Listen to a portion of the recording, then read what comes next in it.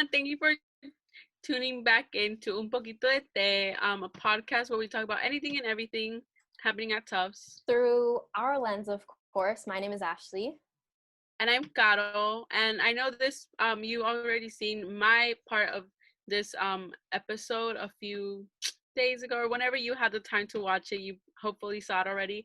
And this time, Ashley, you want to talk to us a little about what you're going to be doing? Yeah, so in this episode, I am going to be interviewing Kiarah Alexa, who is a senior here at Tufts and also a musician. So we talk a little bit about all things Afro-Latinidad and music in this episode. I hope you guys enjoy.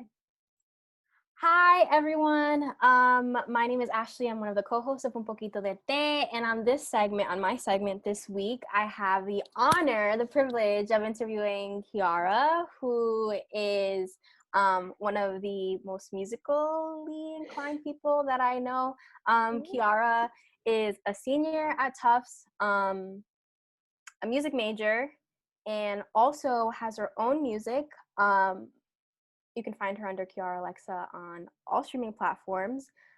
Stream her EP, Ungrateful. Also, Kiarah, welcome. How are you doing today? I'm doing well. How are you? You know, we're moving. I feel like I keep saying, I always ask people, how are you doing? And I never get an honest response. And I never give an honest response either because, the world is on fire. So Kiarah, thank you again for joining us. How would you, just to get into it, how would you like describe your relationship with music? Like, I know you make music personally. Like, when did you start doing that? Oh, wow. I would almost say that I've always been making music in some way, shape, or form. A lot of my family members play at least one instrument or like are really dedicated music listeners. And so music has always been around when I was raised. But my dad loves to like make up songs about random things. Like we're walking around, he'll be making some breakfast and he'll just like make up a song. And I'm like, oh, okay. And I feel like that's how I learned to do it because I watched him joke around with it. But I didn't start, seriously making music and seriously getting into like releasing it and actually being a performer, I would say, until college. I always had things in the back burner. And like I started learning how to use different programs in high school, but I didn't actually buckle down until like 2-3 years ago. That's so crazy you say that. My dad does the exact same thing. Like, it's so weird. He won't he won't make like his own songs, but like there'll be like a song playing. Yeah. And he'll do like the same the same rhythm. Like he'll like spoof it. So he'll do be like a parody. Yes. So he'll be like, I love you so much. The world is so great. Like for every song ever. Yes. It's so cute. I think that's funny that both of our dads. That's really interesting. Did you like learn how to play like instruments at all? Like were you like formally trained at any point? So when I was in, I would say like elementary school, I was taking guitar lessons. But then in middle school, I moved to like a private school and I didn't really have time to do things after school because of like homework and sports and everything. So I stopped taking formal lessons then. And every once in a while, I'll sign up for some voice lessons for a few months, but I haven't actually had like extended formal training. That's dope. Yeah, it's usually just me like, this sounds like a chord. Yeah, let's do that. That's so crazy because like listening to your music, I remember the first time I listened to it. Did you remember I like texted you and I was like, yo, Kiarah, this shit is like dope. Like I don't know any, like I don't know much about like, like staccato. I just like say random music words because I don't know. But like just like the harmonies and like and it's all you, well, for the most part, like in terms of like the voices. So it's so interesting how you just like hear it. Yeah, I feel like that was one of my main reasons to do the music major here, because I'm kind of getting that foundation, after the fact, which has definitely helped me out. But yeah, for the most part, it's just me like playing some random notes and saying, okay, that's nice. Let's keep that. That's crazy. Speaking of, that was actually going to be one of my questions. You are a music major, so like, what Mhm. has that? We actually took a class together. Yes. History of African American music. That was a really good class. It was so good. Can you talk about what it's been like as a music major, like being a Black woman, like being an Afro-Latina woman, like what that feels like? It's very difficult. I think like I definitely underestimated how like the music major and just music itself is very like male dominated. I feel like that was never something that crossed my mind. But in terms of courses here, I am most definitely in almost all my courses the only Black person there. I think in my grade, I want to say there are like 3 Black music majors in my grade, and I think I'm not 100% positive. I think I might be the only Black woman.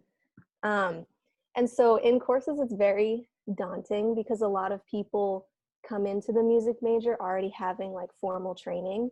So we're sitting in music theory and they're like, oh yes, and the coda and the 5th interval. And I'm sitting there like, we're learning rhythms.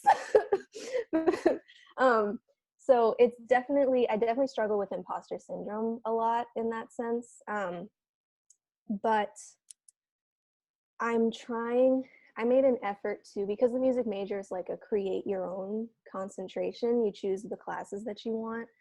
I made an effort to do like half musicianship and the other half like advocacy through music. So I take like history of African American music and like seminars that are about how artists construct their different identities through their voice and through music, and it's very, very enlightening.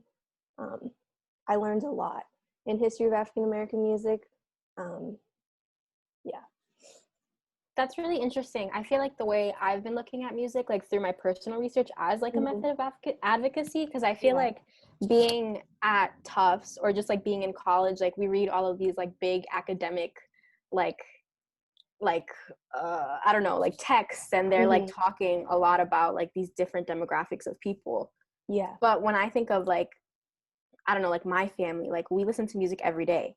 And so music is a way of like, is like a common understanding, like it's enjoyable, but can also be used as like a method of advocacy. I've never heard that. That's really interesting. Can you talk about what that, like what is an example of that, or like what does that mean for you?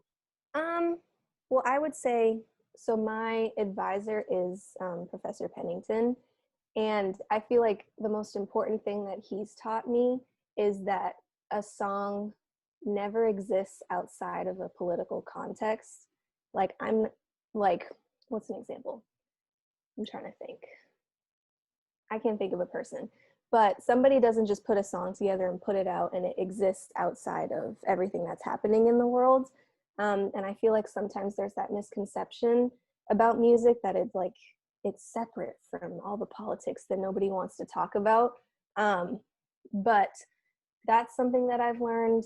And in the seminars that I've taken, for example, I took one that was specifically about the voice, and it was about how people manipulate their voice to sound like a specific gender or to sound like a specific race, or how, you know, when you hear somebody sing and you're like, oh, they sound Black, like what does that mean? Things like that are what I'm learning about.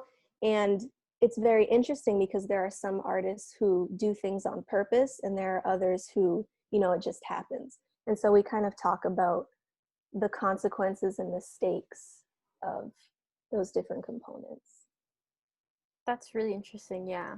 That makes me think of like when you say voice, I took like in a class on indigeneity, and we learned about throat singing. That's like indigenous tribes in Alaska do, or like in the northern part of the world and like the Arctic do. And it's so interesting, like thinking about your voice as like a way of, like you're basically saying like your voice is politics, like how you speak is very political. Yeah, and there's definitely like a lot of philosophy that goes into that too. Like, what does it mean to voice? is the voice just sound? Is it also like what people think and things like that? It's a lot of fun. That is fun. How, this is going to be like a weird question, but like if you're thinking of like every music as being like political, I feel like whenever we analyze music, we never have the opportunity of hearing like what the artist thinks about their music in the political context. Yeah. So when you think about your music, how would you like, I don't know, like analyze it in a political context? That's so weird. If you don't want to answer, like feel free not to.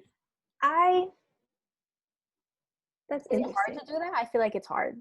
It definitely is, because I have a very like warped understanding of what my voice sounds like. It's very like subjective.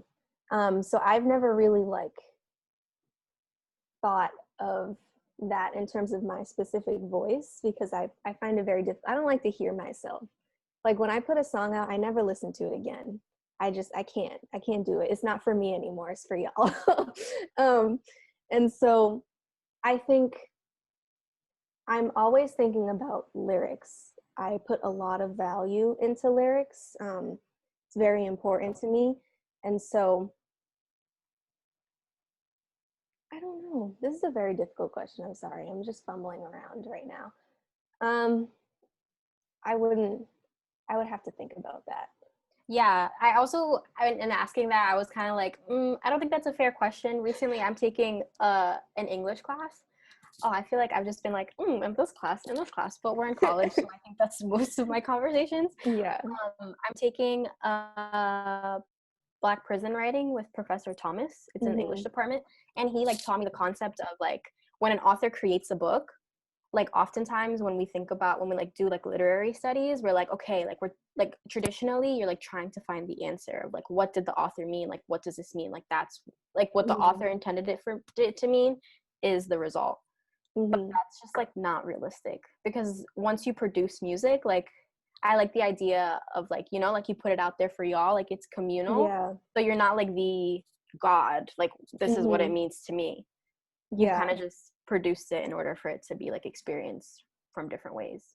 Yeah, definitely. Some of my favorite artists, they make a point to not tell fans what they mean by specific lyrics, because they're like, nah, I'm gonna let you figure that out and, you know, bring it into your own life in some way, shape, or form, which I definitely think is kind of how I go about things. I'm mostly talking about my own experiences, so a lot of times I'm not like, let me sit down and write a song about this, because I'm not very good at that.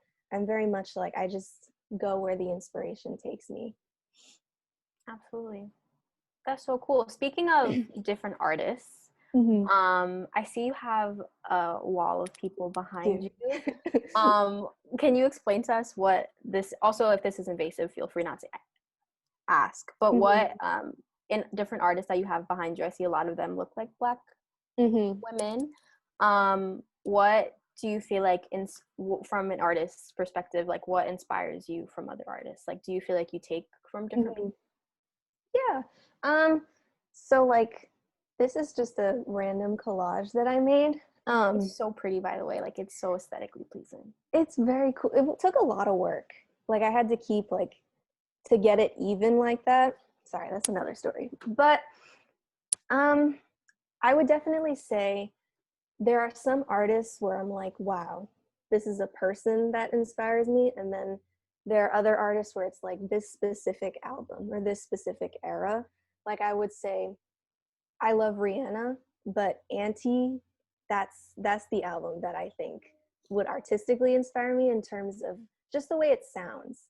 I love that like moody alternative vibe. But there are other artists like Halsey. I was talking about Halsey.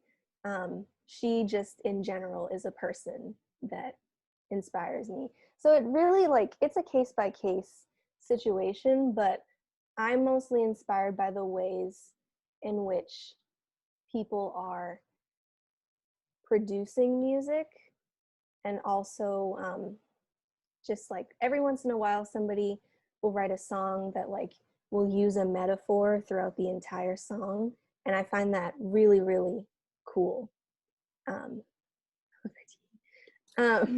Who was her? Both of them. Oh, yay! I feel like everybody hates her. Yeah. But that's my story. It's really case by case, but it's mostly like sonically, like the way people are using instruments or the lack of instruments, and it's just all like technology. I like to think about all of that because I feel like when you make a song, everything that is in there is intentionally put there. And I feel like as a music listener, it would be disrespectful for me not to pay attention to that. So like I always put effort into like listening to songs in my headphones and in different spaces to see like if I'm hearing different things and what that does for me. I think a lot. No, yeah. I like the way you put it because I feel like I feel like my optimal music listening space is like in a car with it loud, just like super loud so you can hear like the little, like, have you ever listened to a song and then you hear like a little ding ding ding ding? Yes. And you're like, and so all you can hear for the rest of the song is just that little thing. Yes. Oh my goodness. Yeah, Definitely. Absolutely. Okay, another question that I had, you kind of talked about this, but like you recently tweeted that you felt like you make music for, like, you feel like you've been making music you felt like you had to make a specific type of music. What do you think the purpose of your music in your life is? Like, is it a healing practice for you? Do you feel like you're like striving towards something similar to the artist you just mentioned? It's definitely both. I would say it's a healing process because it's like writing a song and then making the song is how I like make my way through a specific experience, and then I put it out and it's like, okay, I'm done. Like that's my closure. I'm all set now. And so I think making music is definitely instrumental to healing and just emotionally processing anything. But I would say I do have goals because it's ideally I would be able to survive off of this. And that's very difficult to do if you don't have an audience. And so I think sometimes I get a little caught up in, well, what would people want to hear so that maybe at some point I can actually survive off of this and then I can start doing what I actually want to do, if that makes sense. And so I definitely find myself editing and writing a song and being like, oh, I really want to make a rock song, but I don't think that's what people want from me. So let me make this, let me produce this another way. But I think I'm definitely starting to feel a bit drained by that because I would definitely consider rock and alternative my favorite genre. And so like I always tell people, like when I listen to rock music, like it genuinely makes me feel like alive. Wow. And so it's not that I don't like other forms of music. I love like almost every genre. But I think it's that rock and alternative sound that really gets me going. And so I think me censoring myself a little bit has been draining, but it's also because I can't play every instrument. And so in order to do so, I would have to like find people who could do things for me, whereas making R&B music you can do it in solitude. So it's also partly about resources. Yeah, I feel that. Like there's just certain songs that I feel like, I don't know if they're alternative, but like there's just certain songs that make you feel like high. I don't I don't smoke, but like like you just feel like like it just feels like complete, like you're like yes. It's very like filling. Yeah, absolutely. I think it's really interesting. I think what you've said too, as a music listener, I've seen with different artists, like I feel like a lot of artists, people are like, oh, this is like their album, that like they're just doing whatever the fuck they want to do. Yeah, so yeah, I totally feel that.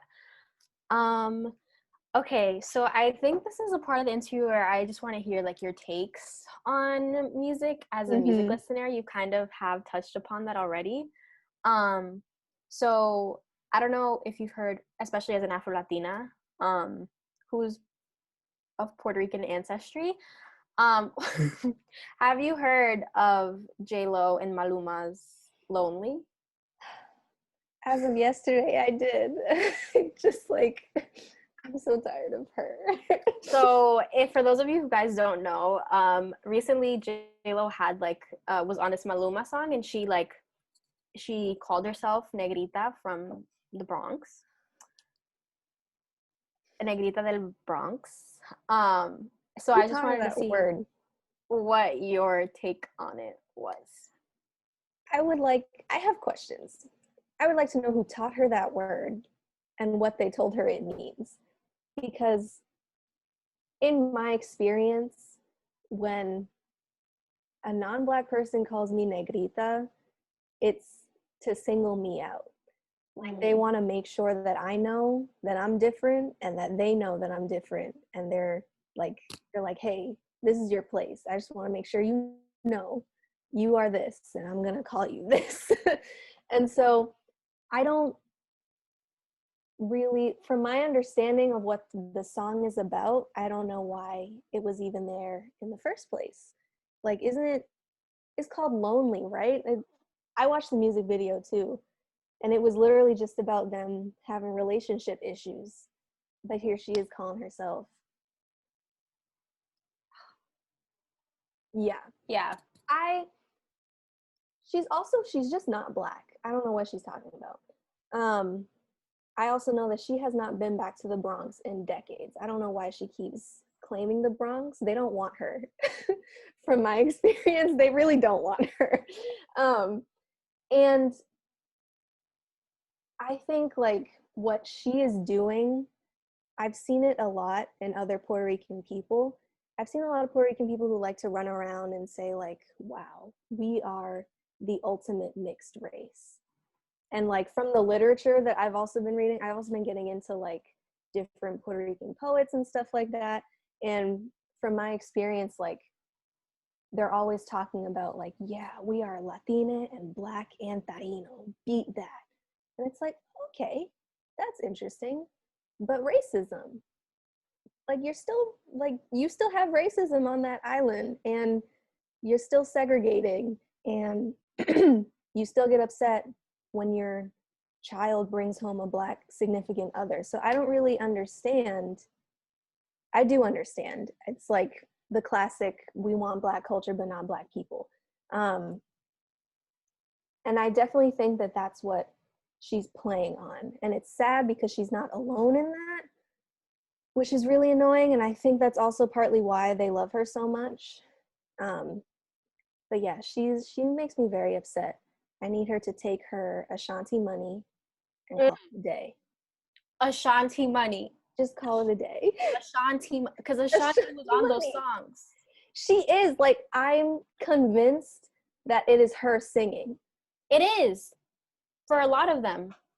Because lot of like those she songs. never sounds the same in two songs. Never.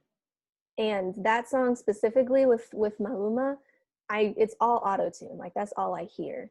I just hear pitch correction. But yeah. Yeah, the like cosplaying, like I think that's like a phenomenon that we see a lot often, like the cosplaying of like pretending to be from the Caribbean. Like I don't know if you Yeah. know John Leguizamo. He like pretends I don't know. he's this comedian and like he's actually Colombian and he like pretends like he's been like saying that he's like a half Puerto Rican or whatever, and people are like, bro, like you're not actually I think Puerto I Rican. remember this. I You're remember this. Colombian. It's very also interesting, like when people want to claim Caribbean Latinidad, it's very interesting that when they choose Puerto Rico, because I also think it has a lot to do with citizenship. And I feel like that's a really key component to people saying I'm Caribbean, I'm Puerto Rican, but they're actually not. Which I think is very important because it's just like you're claiming some otherness, but they're also like otherness who are citizens. Right. Yeah. Yeah. That's my take. No, very, very interesting. Thank you for sharing. Okay, so I think to respect your time, I always want to end the interviews by knowing like what you're listening to. So are there any Mhm. songs that are really getting you through this especially tough time, or songs that you really like?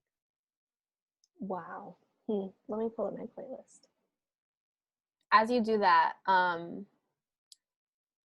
I just really appreciate what you were saying, like the Caribbeanness. Like I think in learning more about DR and Haiti, part of the reason why like DR is viewed one way than Haiti is because of like the connection to the US and like Haiti's symbolism as like a country that defied the US historically.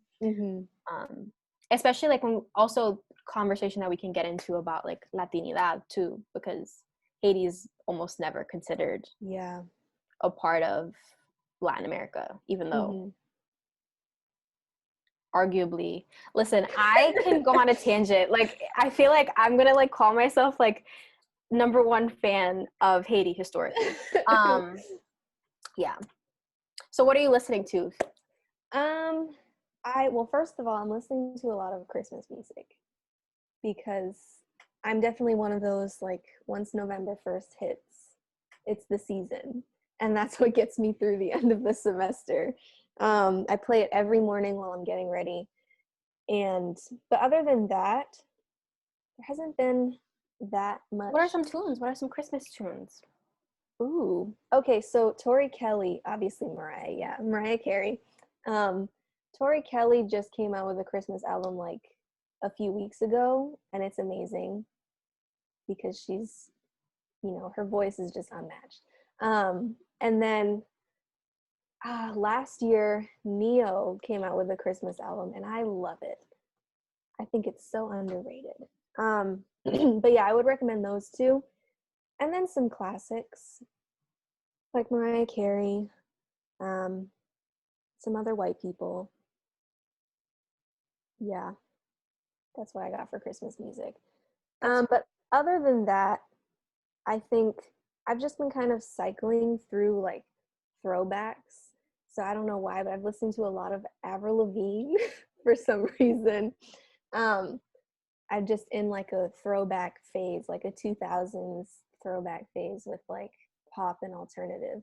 So yeah. Avril Lavigne, our Canadian queen. Remember when people thought she like died or something? They were like they thought she died and now she's been replaced by like a clone or a look-alike. Yeah. Jessica.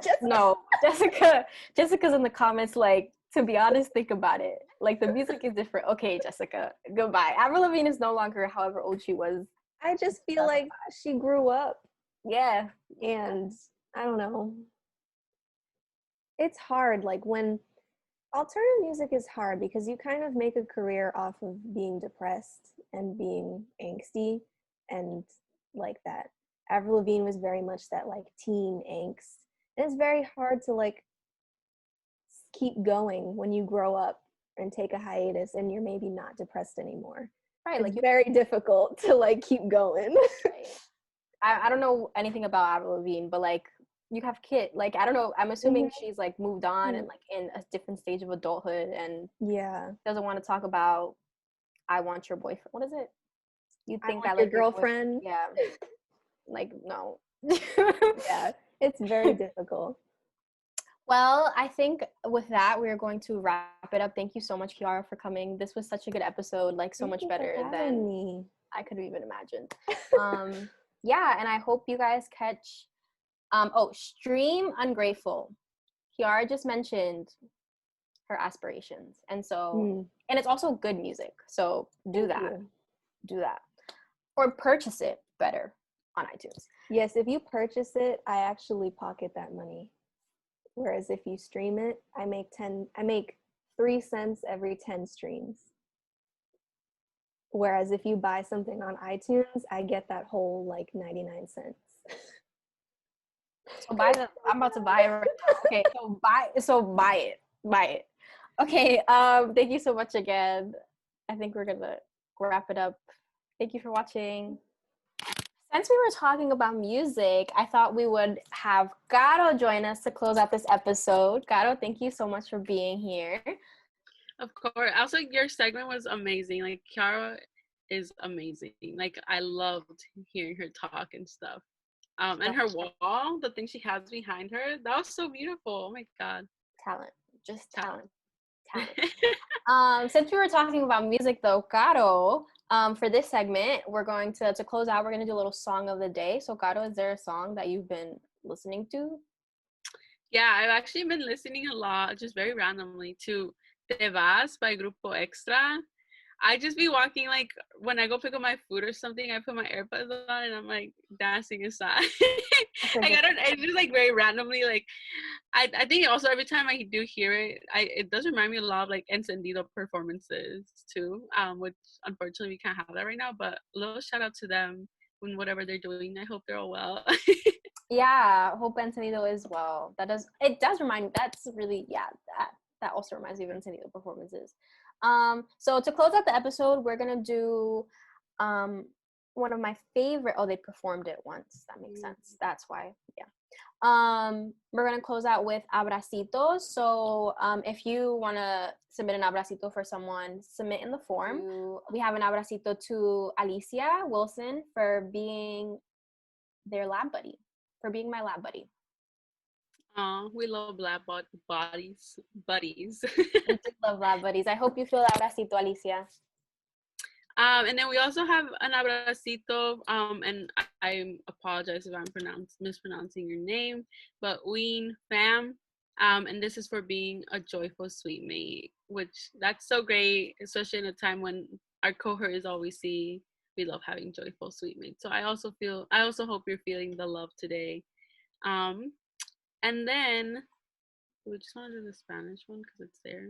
Yeah. Like, you want to go ahead and do it? Yes. So we have an abracito to my Spanish 23 students. I'm in Spanish 23, so thank you. And the abracitos for so much great work and for the strength they are showing in the last push to the end of the semester. Yes, thank you. Thank you for that. That's so great that the professor recognizes all the hard work of their students. We love that. Yes. And I think with that, we are closing out this episode. I hope you guys have a good holiday season. I hope you guys are all safe, and remember to tune into our next episode. Thank y'all so much.